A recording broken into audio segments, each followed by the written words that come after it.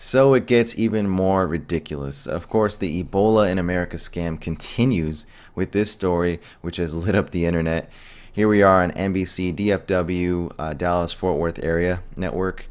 And mystery solved. Plainclothes man at Ebola scene perplexes viewers. The public asking, of course, why this plainclothes guy or clipboard guy was not wearing a hazmat suit, yet the rest of the team was, as they transported alleged second Dallas victim Amber Vinson bound for Atlanta. So there were so many people questioning this all across the web that it forced the corporate media to give an explanation. And well, let's just say they shouldn't have even tried, okay? They should have just left this alone because all they did was expose themselves further and shot themselves in the foot. The explanation and excuse further proves that this is all a charade. An image that I think a lot of people have seen by this point in the day.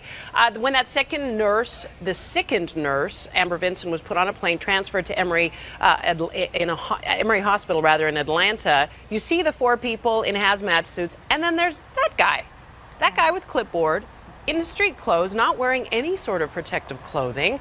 Is this concerning, Elizabeth? I think to the untrained eye, the optics of it are concerning when you see four people taking great caution in taking care of a patient who is in the yellow hazmat suit. Right, so optics are not always right. We reached out to Phoenix Air, the folks who were doing the transport. We haven't gotten a hold of them, but they did speak to ABC News, and they had a very reasonable explanation, which is that the guys in the suits have limited visibility, and so you want someone out there to give them verbal directions, not touch them, but to say, you know, move here or go here or do this. So he's a supervisor, according to ABC, and you can see that he's keeping his distance. So I know it might look a little bit funny, but he is, you know, at that distance, he's not going to, you know, he's not right near her. He's not in contact with her bodily fluids. I'm pleased to say that Clipboard Guy now has his own Twitter handle, which is that the guys in the suits have limited visibility. So I know it might look a little bit funny, but... Yep, there it is. They can't see well in their suits, so they needed Clipboard Guy. This is just one sick joke. Well, we can prove easily that they're BSing us 100% here because anyone who is trained in this field and knows about hazmat suits knows that there are different types and levels of suits you wear depending on the situation. And here they are clearly wearing level B hazmat suits, which offer more than enough mobility and field of vision for this situation here. The explanation would be fine if they were wearing, say, hazmat level A suits, which makes you look like a giant astronaut. But as you can clearly see, they weren't. See, I told you guys, we are going to be seeing these kinds of incidents. The Ebola in America scam is based on the premise that it is being spread due to negligence, incompetence, and not following protocol. This is more of the same tactic here, okay? They want the public perception of this to be that they are being careless. This just plays more right into that. And this is proven if you look at the reaction of this story all across the web.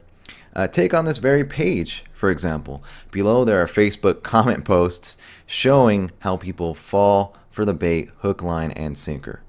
Bottom line, not in the Dallas area. What the hell? He was not protected and he will be near people. No matter where he is, it should not have happened. He needs to be put on watch the second the plane lands so he does not infect anyone in Atlanta.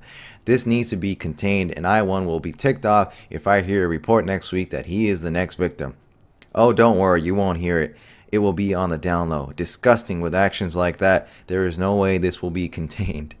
I just read this. A CDC spokesman told KTVT that they didn't think anything was wrong with the interaction since he kept a safe distance.